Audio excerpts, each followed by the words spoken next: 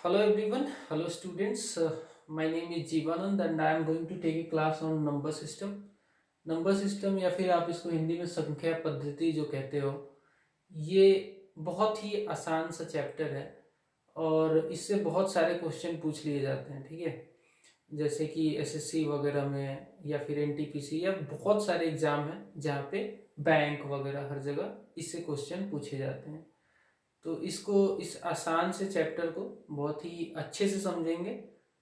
Basic पहले मैं आपको समझा देता हूँ, बेसिक बता देता हूँ, इसके बाद इस पे जो इसके क्वेश्चंस हैं जो प्रीवियस ईयर डिफरेंट एग्जाम्स में आए हैं उन सबको हम लोग सॉल्व कर लेंगे एक एक करके। ठीक है, तो चैनल पे नए हो तो सब्सक्राइब कर लेना, बेल आइकन को प्रेस कर लेना। इससे मेरे जो भी वीडियोस होंगे इस सीरीज के वो आपको मिलते रहेंगे।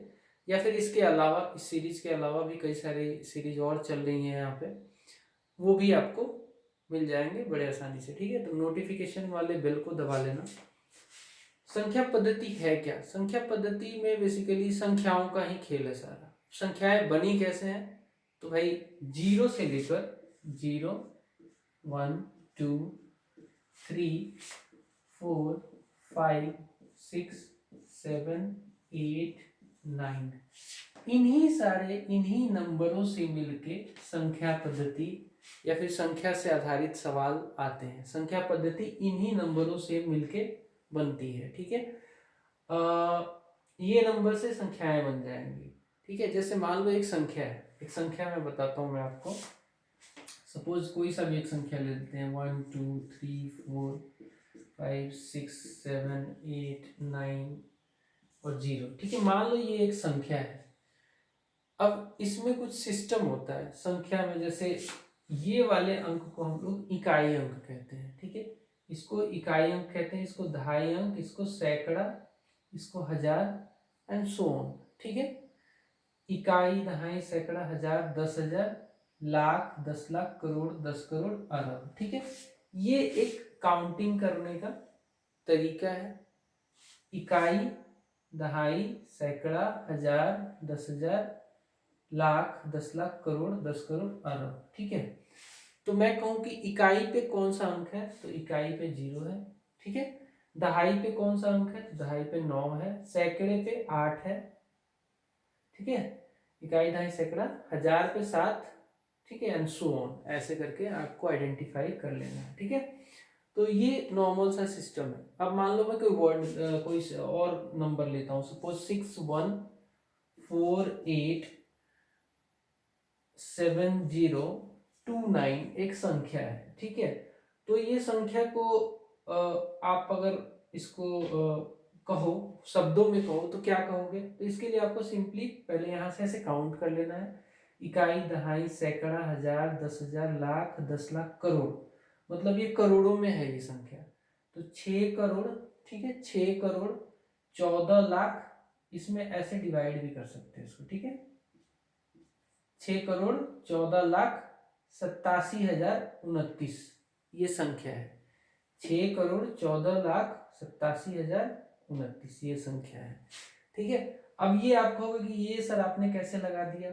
तो हमेशा याद रखना, पहला इधर से ये जो कोमा है लगाना शुरू करते हैं और 3 अंकों के बाद लगाते हैं, मतलब हजार। ठीक है, इसके बाद फिर लाखवें में जब घुसते हैं तो यहाँ पे लगा देते हैं लाखवें से पहले, मतलब यहाँ पे 4 लाख है ये। ठीक है, और इसके बाद फिर जब करोड़वें में घुसोगे तो यहाँ पे एक लगा दो। देखो, 6 करोड़ 14 लाख 87,029। ठीक है, सिंपल है। पहला लगेगा 3 के बाद, उसके बाद 2 2 के बाद लग जाएगा ये। ठीक है, जैसे इसमें लगा लो, जैसे यहाँ पे एक लगा लो। ठीक है, 3, फिर उसके बाद 2, उसके बाद 2, उसके बाद 2। ठीक है, तो ये हुआ 1 अरब 23 करोड़ 45 लाख 67,890। ठीक है, समझ में आई होगी बात? पहला 3 पे लगा लो, उसके बाद ये 2 2 पे लगा लो। अब इधर तो कुछ है ही नहीं ना, तो यहाँ पे मैंने लगा दिया, इसके बाद तो कुछ लगेगा ही नहीं। तो ऐसे करके आप इसको शब्दों में गिन सकते हो। ये सब चीजें बहुत जनरल है, बहुत साधारण है, लेकिन इसमें भी लोग फेल हो जाते हैं। ठीक है, उनको मतलब जनरली ऐसे गिनना पड़ता है, इकाई, दहाई, सैकड़ा, हजार। ठीक है, जबकि आपको क्लियरली दिखना चाहिए। ठीक है, 6 यहाँ पे अगर ये लगा लिया सिस्टम तो बड़े आसानी से आपको समझ में आ जाएगा। खैर ये जनरल बातें मैं बता रहा हूँ अभी आपको, आगे बढ़ते जाएंगे लेवल बढ़ता जाएगा, ठीक है।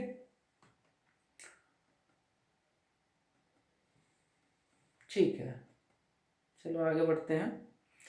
अब कुछ दो वैल्यू जानना जरूरी है, एक तो जातीय मान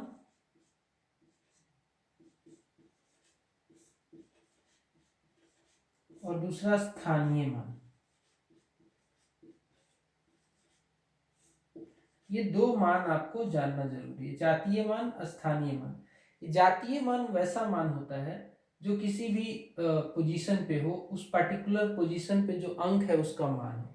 अगर मैं कहूं कि इस संख्या में 8 का जातीय मान क्या है, तो 8 चाहे कहीं पे भी हो, 8 यहाँ पे हो या फिर 8 आप इस यहाँ पे लिख दो, कहीं पे भी 8 हो, इसका मान जो है 8 ही होगा।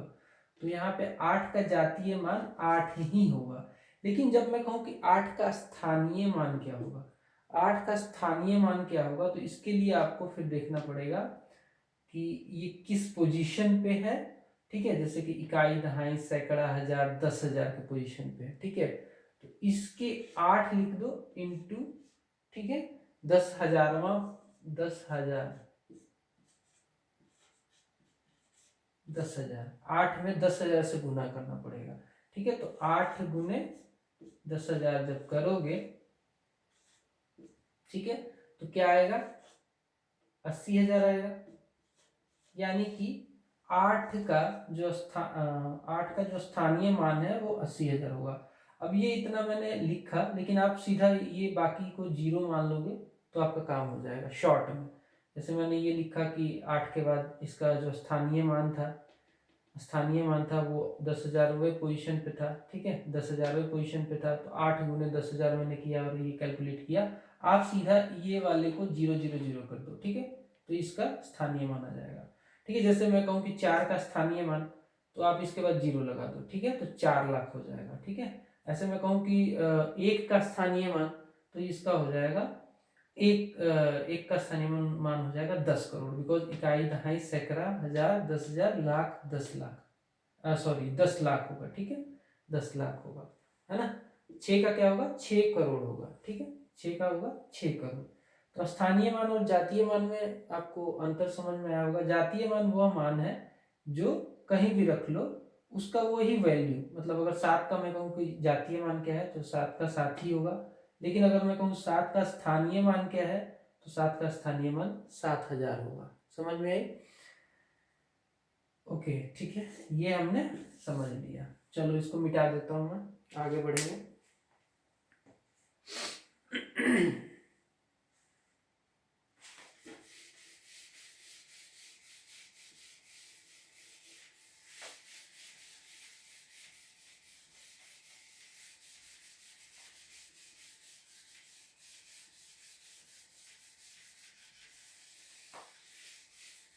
देखो, बहुत बेसिक से समझने से क्या होता है कि आपका बेसिक अच्छा हो ना, तो मुश्किल से मुश्किल सवाल को, अगर आपको ट्रिक नहीं पता है, ट्रिक बताने वाले बहुत मिलेंगे, लेकिन मुश्किल से मुश्किल सवाल को आप बेसिक अपनी अंडरस्टैंडिंग से क्लियर कर सकते हो। इसलिए बेसिक कॉन्सेप्ट तो आपको बिल्कुल क्लियर होना ही चाहिए।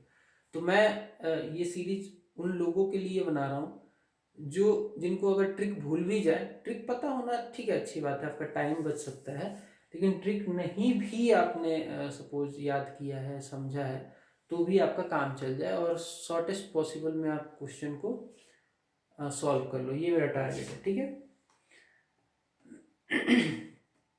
चलो बढ़िया। अब कुछ डिवीजन के रूल देख लेते हैं कि विभक्ति के नियम, ठीक है, कैसे डिवाइड करना हो, तो कोई संख्या किसी पर्टिकुलर संख्या से कटेगा कि नहीं, उससे विभक्ति उसकी होगी कि नहीं, उसके कुछ नियम होते हैं, वो नियम हम लोग जान लेते हैं, ठीक है, अंडर द हेड ऑफ विभक्ति के नियम।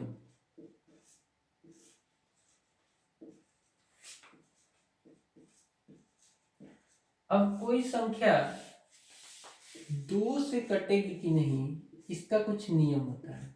2 से कटने के लिए उस संख्या के इकाई अंक पे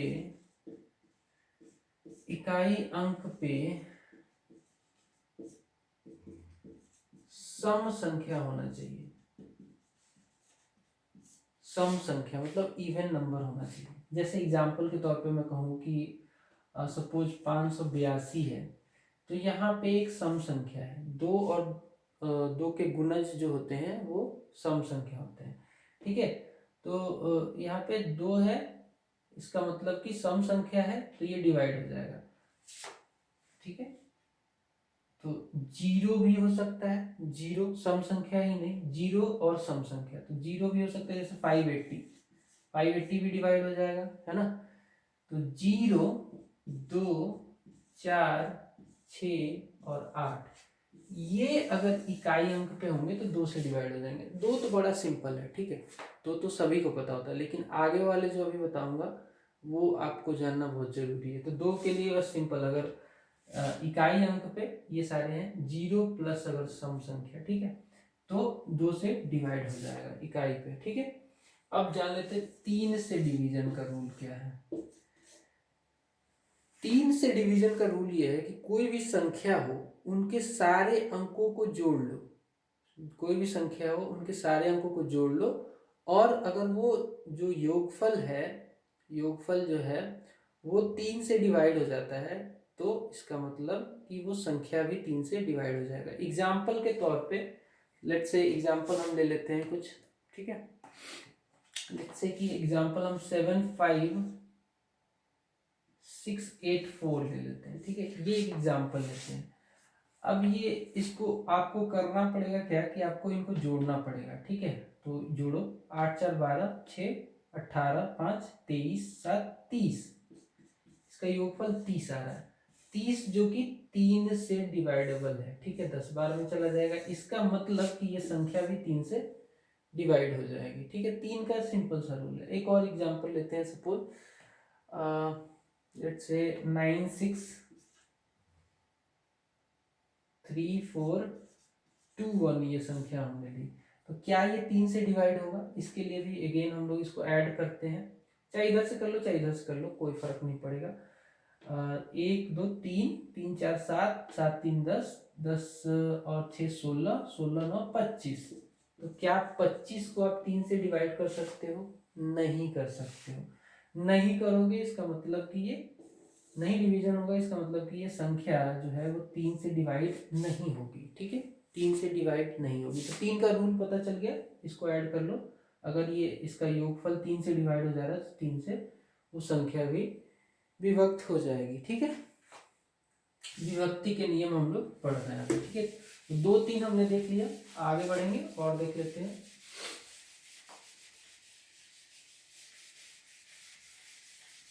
अगर सेशन आपको पसंद आ रहा हो तो लाइक कर देना वीडियो को, बीच बीच में मैं आपको याद दिलाता रहूँगा। This is your duty, my duty is to explain everything in a very lucid manner, लेकिन आपकी ड्यूटी ये है कि आप वीडियो को लाइक कर दिया करो, चैनल को सब्सक्राइब कर लिया करो, और दोस्तों को भी वीडियोज शेयर किया करो, ठीक है। चलो 3 देख लिया हमने, 9 से देखते हैं। 9 का क्या नियम है? 9 का भी कुछ नियम है क्या? हाँ, 9 का भी है। 9 का भी वही नियम है जो 3 का था। यहाँ पे बस 9 से डिवाइड होना चाहिए। कहने का मतलब कि कोई भी संख्या हो उसका योगफल अगर 9 से डिवाइड हो रहा है तो वो संख्या भी 9 से डिवाइड हो जाएगी, ठीक है। वहां पे क्या था, 3 से हम लोग देख रहे थे कि उसका योगफल 3 से डिवाइड हो रहा था, तो वहां पे वो संख्या 3 से डिवाइड हो रही थी। यहाँ पे चूंकि 9 से हमें डिवाइड करना है, तो योगफल जो आए संख्या का वो अगर 9 से डिवाइड हो जाए तो वो संख्या भी 9 से डिवाइड हो जाएगी। जैसे कि एग्जाम्पल के तौर पे संख्या एक ले लेते हैं, 754623। 754623 एक संख्या है, ठीक है। अब इसको जोड़ते हैं, 7 5 12 4 16 16 6 22 तो 24 3 27, 27 9 से डिवाइड हो जाएगा 3 बार में, बहुत बढ़िया। इसका मतलब ये संख्या भी 9 से डिवाइड हो जाएगी। तो आपको ऐसे नहीं करना है, पहले 9 लिख लो, जो टाइम वेस्ट करते हो आप कि अब चलो ठीक है भाग देख के देख लेते कटता है कि नहीं। तो पहले आप देखोगे कि 9 8 72, फिर बचा 3, तो 9 27, बचा कितना 7, फिर 7 और 6 76 है, तो 9 8 72, फिर बचा 4, फिर 9 चौका 36, फिर बचा 6, और फिर 6 बचा तो 63 है, तो इसका मतलब 9 7 63। तो ये आप कैलकुलेट करके देखोगे कि 9 से डिवाइड हो रहा है कि नहीं। और ये डिवीजन का रूल मैं बता रहा हूँ, तो अंतर है, ठीक है। अगर ये सारी चीज़ें आपको पता रहती हैं तो आप अपना बहुत ही प्रीशियस टाइम बचा लेते हो। और बिलीव मी, आजकल सारा खेल टाइम का ही है, इसलिए लोग ज़्यादा ट्रिक के पीछे भाग रहे हैं। बुरा नहीं है, बुरा नहीं है, लेकिन बेसिक तो पता होना चाहिए। अब बेसिक पता नहीं है, ट्रिक के पीछे भाग रहे हो तो कोई फ़ायदा होने वाला नहीं। मैं भी ट्रिक बताऊंगा, ठीक है, लेकिन पहले बेसिक बता दूं, उसके बाद देखो ये दिमाग का खेल है मैथ, ठीक है। ट्रिक आप अपना खुद का बना सकते हो, सिंपल सी बात है। जो भी किताबें आई हैं ट्रिक के बेसिस पे, वो दिमाग का ही सारा खेल है। वो तो ऐसा नहीं है कि रिसर्च किया गया उसके ऊपर और कॉन्सेप्ट है उसको आपको आ, उसको एक रिसर्च को याद करना है। ये सब दिमाग की उपज है। मैथ सारा दिमाग का खेल है, ठीक है। उसमें एक अच्छा ट्यूटर मिल जाए तो आपकी बल्ले बल्ले, ठीक है। तो 9 हो गया, आगे बढ़ते हैं। 5 से विभक्ति के नियम। 5 से क्या नियम है? 5 से तो बड़ा ही आसान है। इकाई अंक में 0 या 5 हो तो वो 5 से डिवाइड होगा। इसके अलावा कुछ भी हो 5 से नहीं होगा। जैसे कि एक संख्या ले लो, 5 0 ही ले लो, तो ये 5 से डिवाइड होगा। जैसे एक और बड़ी संख्या ले लो, 1 2 3 4 5 6 7 0, क्या ये 5 से होगा? तो बिल्कुल होगा। अगर एक संख्या ले लो, 1 2 3 6 8 9 2, क्या 5 से होगा? नहीं होगा, ठीक है। 5 से डिवीजन का रूल सिंपल है, 0 और 5 होना चाहिए इकाई पे, तभी वो संख्या 5 से डिवाइड होगी, ठीक है। तो बहुत ही सिंपल है, इसको ज़्यादा एक्सप्लेन मैं नहीं करना चाहता। आगे बढ़ते हैं।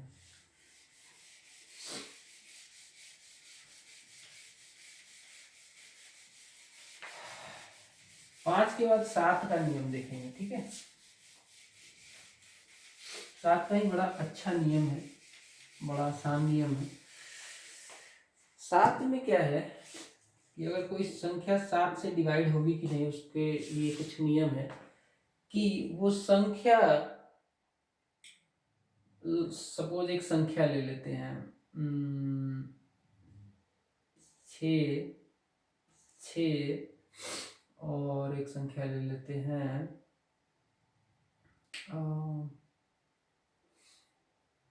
सपोज 3 ले लेते हैं, ठीक है। 6 6 3 ले लेते हैं, है ना। यहाँ पे 7 कर लेते हैं। चलो एक संख्या बना रहा हूँ मैं एक्चुअली उस नियम के साथ साथ।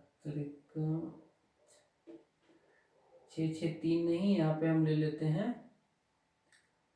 9, 6 9 3 लेते हैं, ठीक है। तो क्या ये 7 से डिवाइड होगा कि नहीं, इसको कैसे पता करेंगे? तो इसका नियम ये है कि इकाई का अंक जो है ना, इकाई का अंक जो हो उसको करो 2 गुना, 2 इंटू इकाई का अंक, ठीक है। 2 इंटू इकाई का अंक, और जो भी परिणाम आए इसको इसमें से घटा लो, ठीक है। जो बचा हुआ इधर पार्ट है इसमें से घटा लो। या इस केस में 69 है, और इस केस में 2 इंटू इकाई का अंक क्या है? 3 है, ठीक है। तो ये होगा कितना? 69 माइनस 6, इसका मतलब 63 है। यही मैं कैलकुलेट कर रहा था। तो यहाँ पे अगर 7 से, ये संख्या अगर 7 से कटती है तो वो संख्या आपकी 7 से कट जाएगी। सिंपल सा इसका नियम है कि इकाई को डबल कर लो और शेष संख्या में से, इकाई को हटा के शेष संख्या में से, इस केस में 69 में से वो जो गुना करने के बाद जो परिणाम आया उसको घटाओ, और जो संख्या बची उसमें 7 से अगर डिवीजन होता है तो ये संख्या 7 से डिवाइड हो जाएगी, ठीक है। बात सिंपल है, बहुत आसान है। 7 का डिवीजन हो गया, देख लिया हमने। 8, अब चलो 4 का देखते हैं। कहोगे सर आप कैसे कर रहे हो, एक बार 4 का बता रहे हो, उससे पहले 7 का बता देते हो। तो कोई बात नहीं है, इससे सीक्वेंस की जरूरत नहीं है, ठीक है। 4 4 से डिवाइड करने के लिए सिंपल सा कॉन्सेप्ट ये है कि जो इसके दहाई और इकाई के अंक हैं वो 4 से डिवाइड हो जाने चाहिए। दहाई और इकाई के अंक, सपोज कि एक संख्या है 8032, क्या ये 4 से डिवाइड होगा? तो इसके लिए क्या करना पड़ेगा आपको? ये ही कंसीडर करना पड़ेगा, बस इतना ही कंसीडर करो, दहाई और इकाई वाले अंक, ठीक है। इतना ही कंसीडर करो। ये अगर 4 से कट जाता है तो ये पूरी संख्या, इसके पहले चाहे कुछ भी लगा दो, 9 9 9 9 8 कुछ भी लगा दो, ये 4 से डिवाइड हो जाएगा। ठीक है, यानी कि 32 हमें डिवाइड करना है तो 4 से अगर डिवाइड करोगे तो 8 बार में ये चला जाएगा। ठीक है, डिवाइड हो जाएगा। इसका मतलब 4 से विभक्ति के लिए जो नियम है वो है दहाई और इकाई का जो मतलब लास्ट 2 डिजिट जो है वो डिवाइड हो जाना चाहिए। ठीक है, 4 हो गए। 8 से क्या करना है, 8 में एक डिजिट और बढ़ा लो। इसमें कर लो कि जो 8 से डिवाइड का नियम है वो ये है कि जो लास्ट का 3 डिजिट है वो 8 से डिवाइड हो जाना चाहिए। सपोज एक संख्या है, कुछ भी रख लो, क्या ये 8 से डिवाइड होगा तो आपको क्या कंसीडर करना है, आपको यहाँ पे ये लास्ट 3 डिजिट कंसीडर करना है। अगर ये 8 से डिवाइड हो जाता है तो ये संख्या भी 8 से डिवाइड हो जाएगा। इस केस में यहाँ पे डिवाइड हो रहा है 20 बार में, इसका मतलब ये संख्या 8 से कटेगा। ठीक है, अगर 4 वाले केस में यहाँ पे 3 2 की जगह अगर 3 6 कर दूँ तब भी कटेगा, 3 7 करो तो कटेगा नहीं, कटेगा। ठीक है, तो ऐसे ही मतलब 4 वाले में लास्ट के 2 डिजिट, 8 वाले में लास्ट के 3 डिजिट, सैकड़ा, दहाई और इकाई वाला डिजिट मिला के अगर जो संख्या बनती है वो 8 से डिवाइड हो जाए तो ये पूरी संख्या भी 8 से डिवाइड हो जाएगी। ठीक है, ये सब बेसिक है, ये पता होना चाहिए आपको, बिल्कुल बेसिक बता रहा हूँ, ये बिल्कुल पता होना चाहिए। बिकॉज इसी के दम पे आगे का पूरा जो इससे क्वेश्चंस आएंगे उसको आपको सॉल्व करना होगा, बड़े आसानी से कर पाओगे। ये याद रहेगा, इसको जब तक अप्लाई नहीं करोगे तब तक कोई फ़ायदा नहीं है। एक तो आपको समझ लेना है, फिर जब मैं कराऊंगा क्वेश्चंस तो उसमें अप्लाई भी करवा दूंगा इन सारे नियम को, तो आपको वहाँ पे इनका फ़ायदा मिल जाएगा। ठीक है, आगे बढ़ते हैं।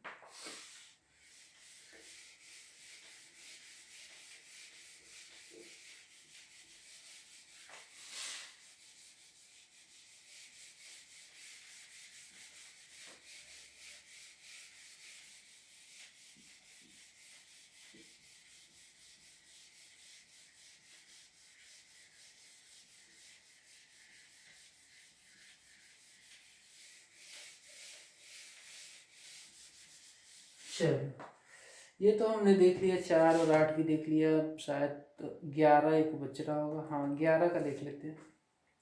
11 से भी विभक्ति का कुछ नियम है, और 11 वाला नियम थोड़ा सा ठीक से सुनना। 11 एक्चुअली का जो नियम है 11 वाला वो आसान है बहुत, लेकिन थोड़ा ध्यान से सुनना। उसमें थोड़ा सा इन सब से थोड़ा सा वो डिफिकल्ट है। ठीक है, आसान ही है वैसे, इन सब से थोड़ा सा डिफिकल्ट है।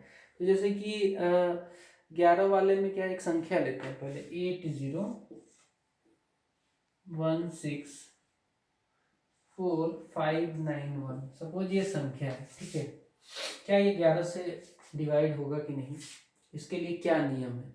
नियम बड़ा सिंपल है, इकाई से शुरू करो, इकाई से शुरू करो, इनको जोड़ लो, इकाई वालों को। ठीक है, उसके बाद ये जोड़ लो, पहले ये जोड़ लो। ठीक है, फिर ये वाले जोड़ लो।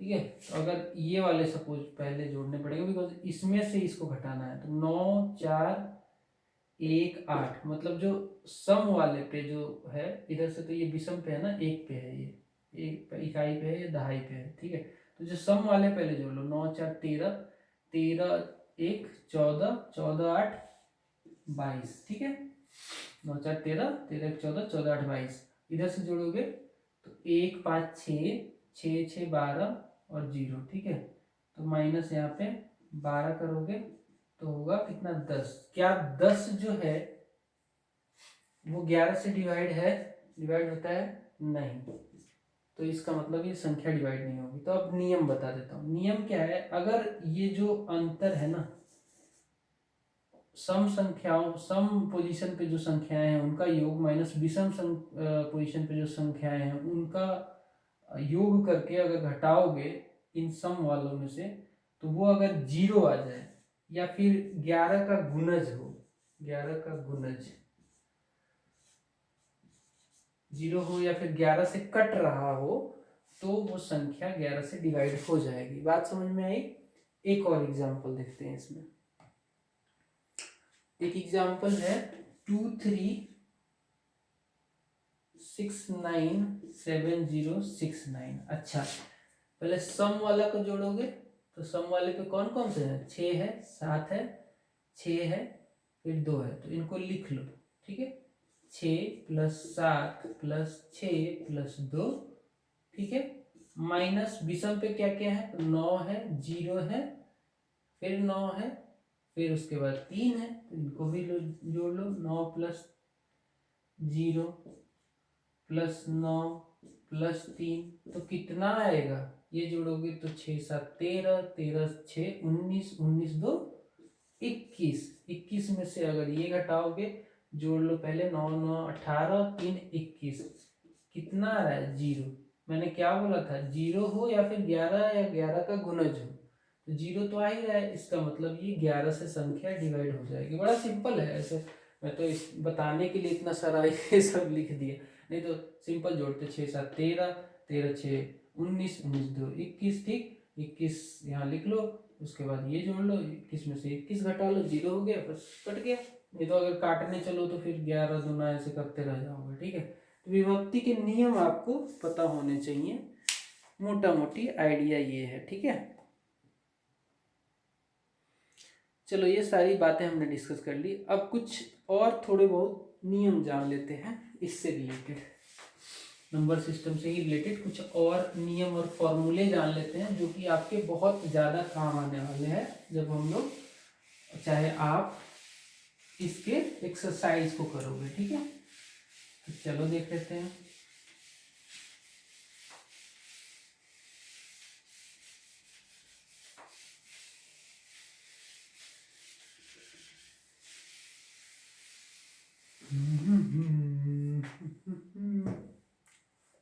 सह अभाज्य संख्याएं क्या होती हैं, सह अभाज्य संख्याएं क्या होती हैं,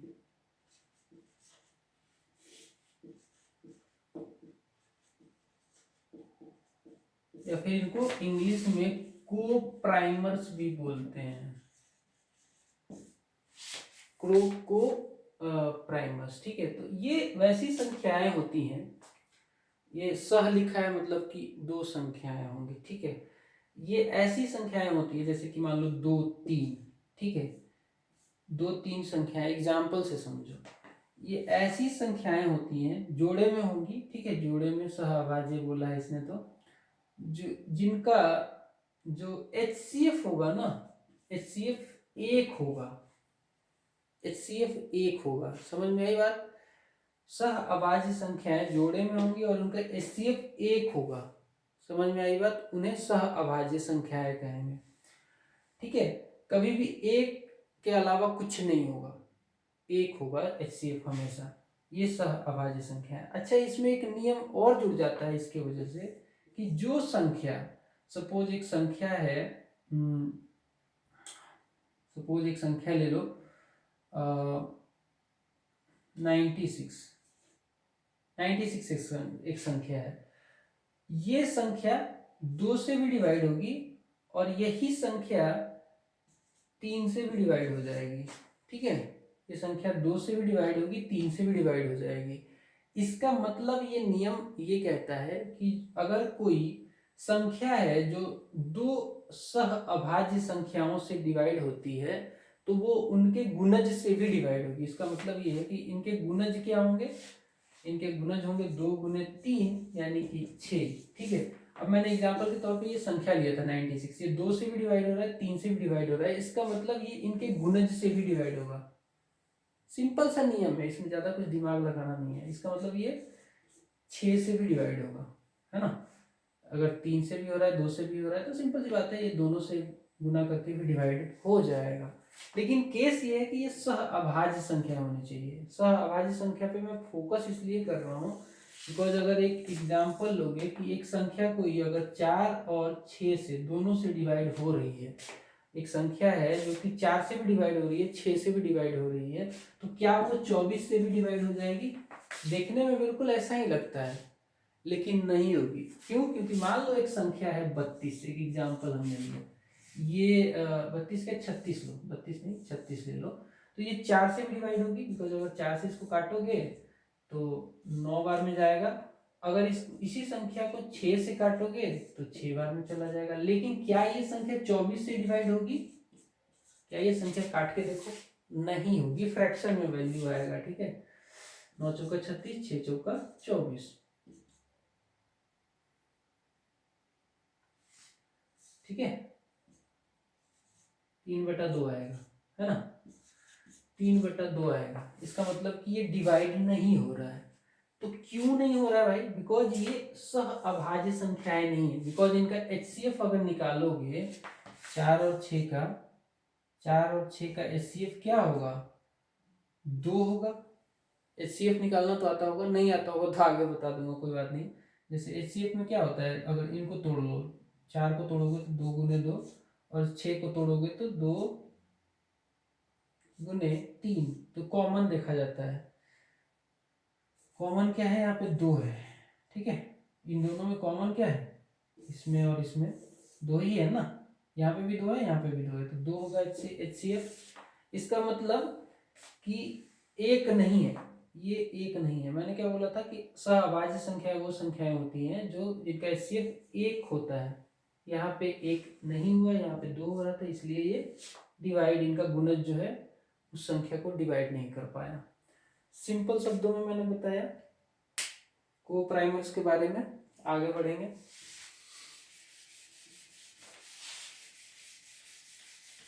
ये सब बड़ा बेसिक है, लेकिन ये लोग ध्यान नहीं देते, सीधा एक्सरसाइज बनाने चल पड़ते हैं। ये नहीं समझ में आए तो फिर से बैक जाके देख सकते हो। मैं ये मानता हूँ कि 90% लोगों को समझ में आ गया होगा, 10% ऐसे विद्यार्थी होंगे जिनको नहीं आया होगा, और इसमें कोई बुरी बात नहीं है, दोबारा पीछे जाके देख लेते हो। तो आगे बढ़ते हैं, क्योंकि जब तक आपका पहले का जो डाउट है वो क्लियर ना हो, आगे बढ़ जाओगे ना, तो वो डाउट मल्टीप्लाई होता रहता है।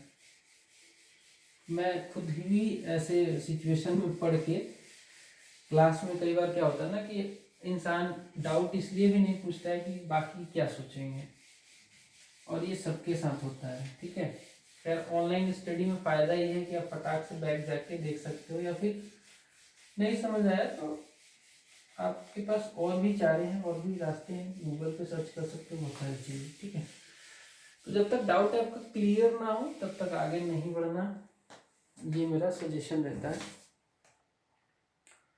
को प्राइमर्स हमने देख लिया, बचा क्या?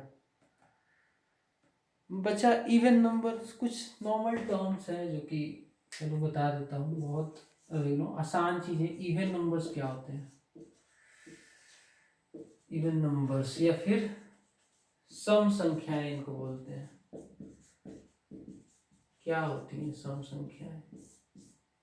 वैसी संख्या जो 2 से डिवाइड हो जाए उसको सम संख्या कहते हैं। वैसी संख्याएं जो 2 से डिवाइड हो जाए उन्हें सम संख्याएं कहते हैं। ठीक है, जैसे कि 32, 46, 54, एग्जाम्पल लिख देता हूँ, 32, 46, 54, 98, ये सब जो है 2 से पूर्णतया ये लोग डिवाइड हो जाती है। ऑड नंबर क्या होती है फिर? ऑड नंबर ये सब 2 से डिवाइड हो जाएंगे। सबको काट के देखो, ये भी हो जाएगा, ये भी हो जाएगा, ये भी हो जाएगा, ये भी हो जाएगा। ऑड नंबर्स क्या होते हैं? ऑड नंबर्स को हिंदी में क्या कहते हैं?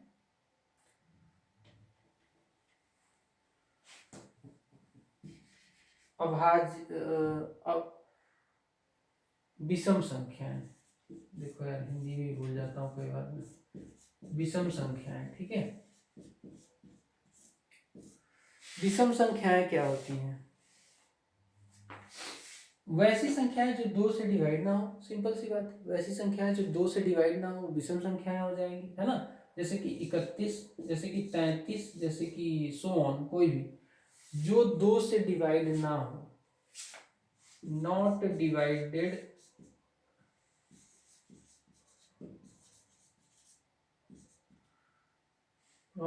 बाई 2, दे आर कॉल्ड विषम संख्या। वैसी संख्या है जो 2 से डिवाइड ना हो विषम संख्या है, वैसी संख्या है जो 2 से डिवाइड हो जाए सम संख्या।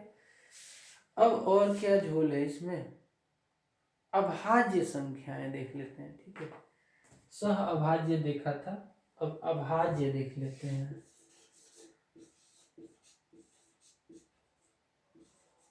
अभाज्य संख्याएं ये क्या है।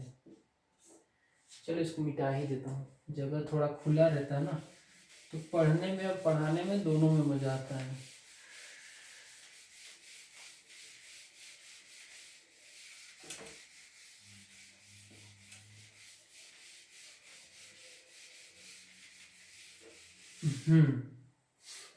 अभाज्य संख्याएं क्या है भाई, जिसमें भाग ना हो, भाग ना लगे उनके अलावा।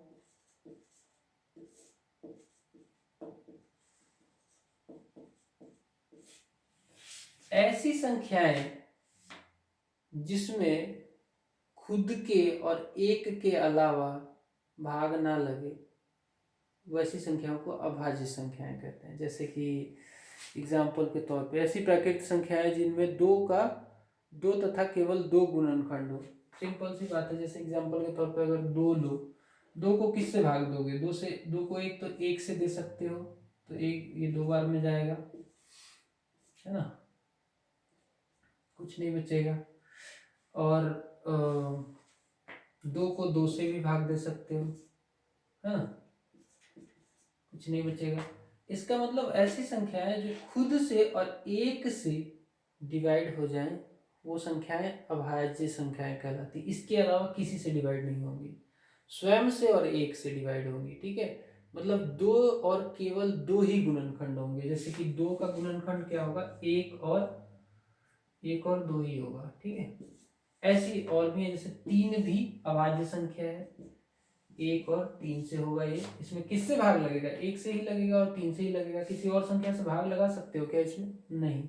ठीक है, चार क्या है, चार नहीं है, बिकॉज इसमें दो से भी भाग लग जाएगा और चार से भी लग जाएगा, इसका मतलब, और एक से भी लगेगा ही लगेगा, किसी कोई भी संख्या उसमें एक से तो भाग लगना ही लगना है। ठीक है, तो इसका मतलब ये तीन संख्याओं से भाग लग गया, तीन गुणनखंड हो गए इसके, तो ये नहीं है। ठीक है, चार नहीं है। पांच है, हाँ है, पांच है, बिल्कुल है, बिकॉज इसमें पांच से ही लगेगा, एक से ही लगेगा, है ना। ऐसे करके सोन कई सारे 100 तक के जो टोटल नंबर है ना उसमें 25 ऐसी संख्याएं हैं जो अभाज्य संख्याएं हैं। कहोगे तो मैं लिख दूंगा यहाँ पे, वो ज़्यादा इंपॉर्टेंट नहीं है। जैसे कि चलो लिख ही देता हूँ, 2, 3, 5 भी है, 7 भी है, 9 नहीं है, 11 है, फिर 13 है, फिर 17 है ना, उसके बाद 19 भी है, फिर 21 नहीं, 23 है, 23 के बाद फिर 25 नहीं, 27 नहीं, 29 है, उसके बाद 31 है, उसके बाद 33 नहीं है, 35 नहीं है, उसके बाद 37 है ना, एंड सो ऑन। अगर जैसे लिखते बढ़ते जाओगे तो 41, 41 के बाद 43, 43 के बाद 47, 47 के बाद 53, 53 के बाद 59, 5961 एंड सो ऑन। ठीक है, ऐसे करते करते ये 25 टोटल संख्याएं हैं जो अभाज्य संख्याएं हैं। ठीक है, तो यहाँ पे याद रखने वाली बात ये, कई बार पूछ लेते हैं कि 100, 1 से लेकर 100 के बीच में कितनी अभाज्य संख्याएं हैं, तो वहाँ आंसर आपका होगा 25। ये थोड़ा याद कर लेना, है ना, नहीं तो फिर लिखना पड़ेगा। ऐसे लिख के भी कर सकते हो लेकिन टाइम लगेगा। ये सब चीज़ें जुबान पे होनी चाहिए, अगर मैथ के स्टूडेंट हो तो जुबान पे होनी चाहिए। अभाज्य संख्याएं क्लियर, आगे बढ़ेंगे।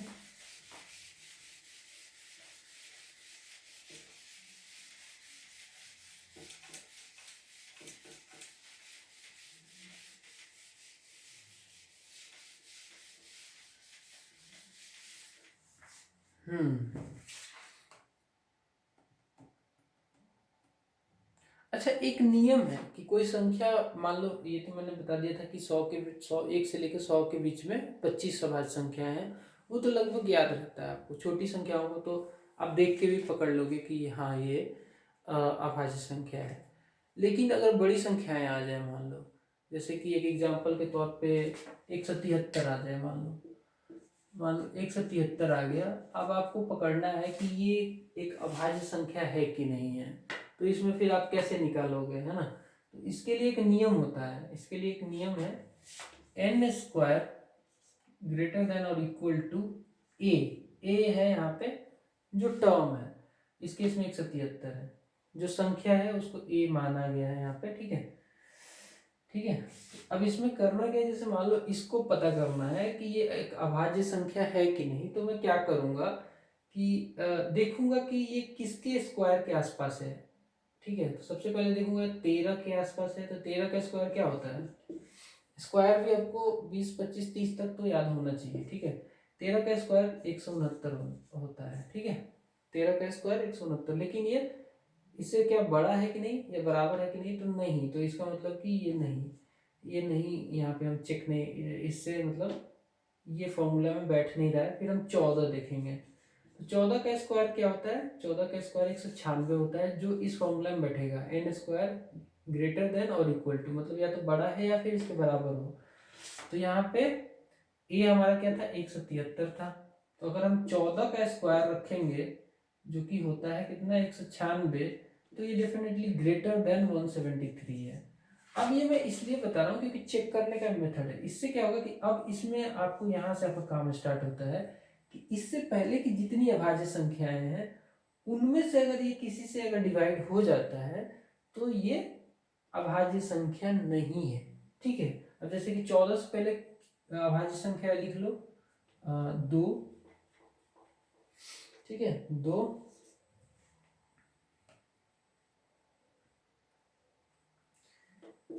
3, 2, 3, 5, 7, 11 और 13, यही संख्याएं हैं जो 14 से पहले हैं। तो ये अगर ये संख्या इनमें से किसी भी संख्या से अगर डिवाइड हो जाएगा तो ये फिर अभाज्य संख्या नहीं होगा।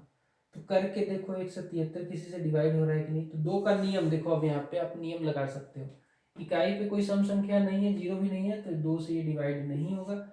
3 से क्या नियम था, इन सबको जोड़ो, 3 से डिवाइड होगा तो हो जाएगा, नहीं होगा तो नहीं होगा। तो 3 1 4 7 4 11, यानी कि 11 3 से डिवाइड होगा नहीं होगा, तो ये भी नहीं होगा। 5 का तो सिंपल है, 0 और 5 होना चाहिए, तो 0 5 तो इकाई पे है नहीं, ये भी नहीं होगा। 7 का क्या बताया था, ये इसका 2 गुना इसमें से घटा लो और जो शेष बचे वो 7 से डिवाइड होना चाहिए। तो यहाँ पे 3 है, तो 3 का 2 गुना 6, 6 घटाओगे 17 में से तो कितना आएगा 11, 11 क्या 7 से डिवाइड है, नहीं है, तो ये भी नहीं है। अब आएगा 11, 11 क्या 7 से डिवाइड, सॉरी 173 क्या 11 से डिवाइड होगा। तो इसका नियम क्या था कि ये वाले पोजीशन को पहले जोड़ लो, तो ये एक ही है, इधर तो कुछ है नहीं, तो 7 माइनस 4, 7 माइनस 4 यानी कि 3 ही बचा। और मैंने क्या कंडीशन बताया था 11 से कि एक तो 0 होना चाहिए या फिर 11 या 11 का गुणज हो तभी डिवाइड होगा, जो शेष ये नंबर आ गया 3 आ रहा है, इसका मतलब ये 11 से भी नहीं डिवाइड होगा। 13 से क्या डिवाइड होगा, तो 13 से तो भाई भाग देना पड़ेगा, 13 से कोई नियम नहीं है, तो कोई नहीं, दे के देख लेते हैं। 13 एकम 13, 4 बचा, 4 4 3 43 हुआ, तो 13 तिया 39, यानी कि 4 से इसमें भी बच जा रहा है। तो ये संख्या जो है ये अभाज्य संख्या है, बिकॉज ये इनमें से किसी से भी डिवाइड नहीं हो रही है। ठीक है, चेक कर लिया हमने ये फॉर्मूला पे। ये पहली बार बता रहा हूँ तो इसलिए डिफिकल्ट आपको लग रहा होगा, हालांकि डिफिकल्ट कुछ भी नहीं है इसमें, जिस तरीके से मैंने एक्सप्लेन किया है। एक और एग्जांपल ले लेते हैं ताकि अच्छे से समझ में आ जाए फिर से। ठीक है, एक और एग्जांपल लेते हैं, इसी n square greater than equal to a k, जहाँ ए एक संख्या है। ठीक है,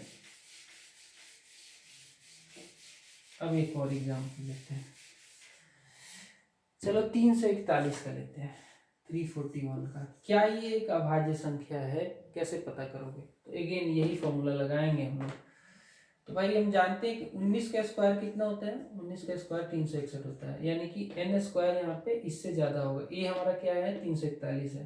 ठीक है, तो यहाँ पे 19 का स्क्वायर हमारा 341 से ज्यादा होगा, ऑब्वियसली ज्यादा होगा, बिकॉज ये 361 है, ये 341 है ना। तो यहाँ पे अब हमें क्या देखना है कि 19 से पहले की जितनी अभाज्य संख्याएं हैं उनमें से तो किसी से ये डिवाइड तो नहीं हो रहा है ना, डिवाइड हो जाएगा तो ये अभाज्य नहीं है ना। अगर नहीं डिवाइड हो रहा है तभी अभाज्य होगा। तो चलो लिख लेते हैं, 2 है 19 से पहले, 3 है, 5 है, 7 है, 11 है, 13 है और 17 है। तो अब देखो 2 से बिल्कुल नहीं होगा, बिकॉज एक है यहाँ पे, 3 से 8 हो रहा है तो ये भी नहीं होगा, 5 से अगेन नहीं होगा, 7 से ये 2 अगर घटाओगे तो 34 में से 2 घटाओगे 32, 32 के 7 से डिवाइड होता है? नहीं होता है। 11 से भैया मुझे लग रहा है हो जाएगा, बिकॉज बीच में ये 4 है। 11 का नियम क्या बताया था? सम वाले को जोड़ लो और विषम वाले को जोड़ लो और विषम वाले को सम वाले में से घटा लो। तो यहाँ पे 4 और ये 1 और 3 4, ये 0 आ रहा है, यानी कि ये 11 से कट जाएगा। इसका मतलब ये अभाज्य संख्या नहीं है। This is not a prime number, अभाज्य संख्या नहीं है ये। ठीक है, तो देखो कितने अच्छे से हमने इसको सीख लिया आज, है ना। आगे बढ़ेंगे।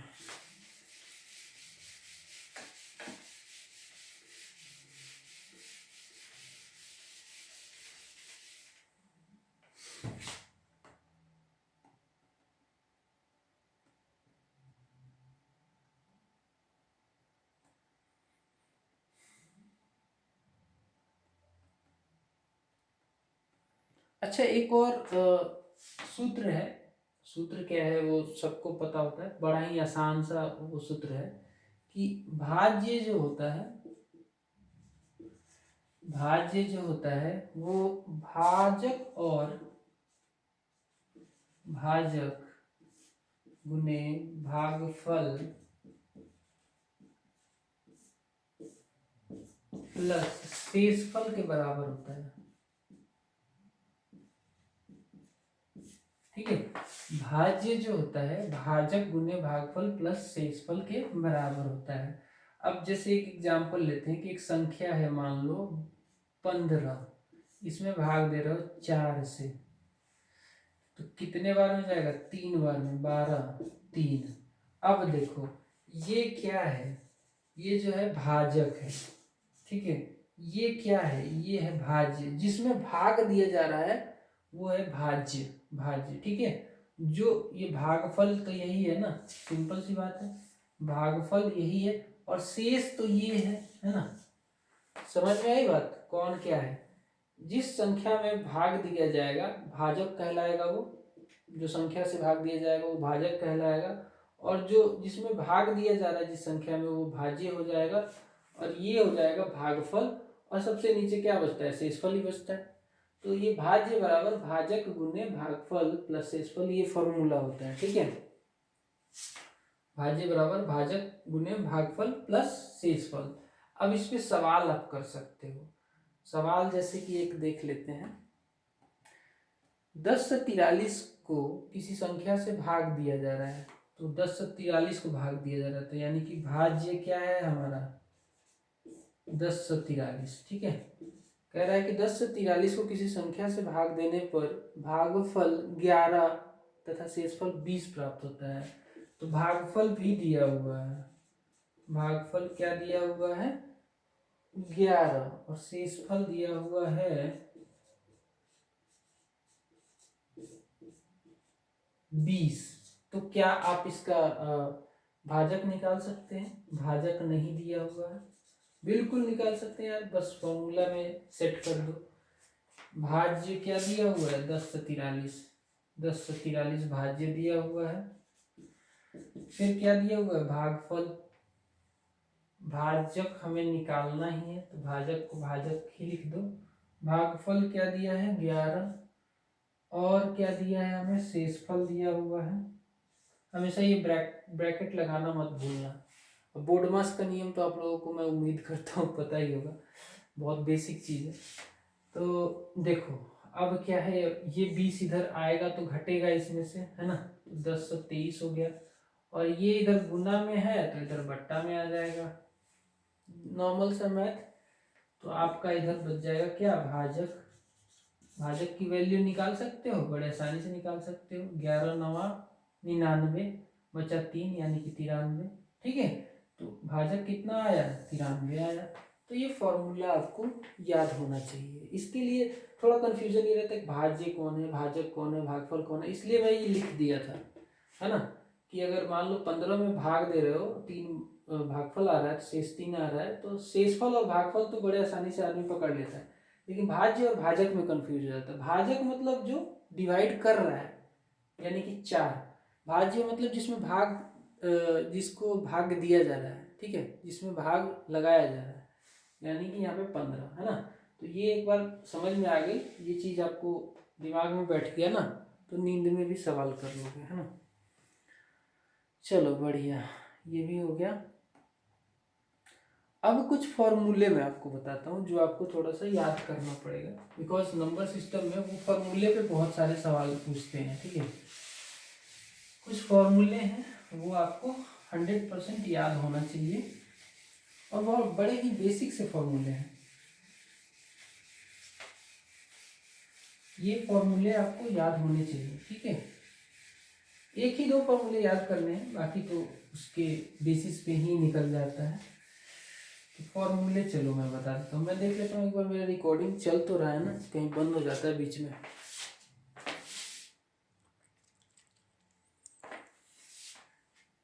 ठीक है, तो एक्चुअली वो लिमिट के पास आ गया है, 50 मिनट से ज़्यादा हो रहा है, तो इसका मतलब वो ख़त्म होने वाला है रिकॉर्डिंग मेरा। तो मैं फॉर्मूले और जो आगे इस पे जो सवाल होंगे वो एक वीडियो में लेके आऊँगा, ठीक है। तो इस वीडियो में इतना ही, मैंने आपको बेसिक बहुत सारी चीज़ें बता दी। फॉर्मूला और आगे का जो बचा हुआ पार्ट है, जो भी सॉल्यूशन है, वो मैं अगले वीडियो में लेके आ जाऊँगा। तब तक के लिए बाय बाय, नमस्कार। और सॉरी, मैंने आँख मार दिया तो इसका गलत सेंस मत लेना, ठीक है। तो अगले वीडियो में फिर से मिलता हूँ, तब तक के लिए चैनल को सब्सक्राइब कर लेना। बाय।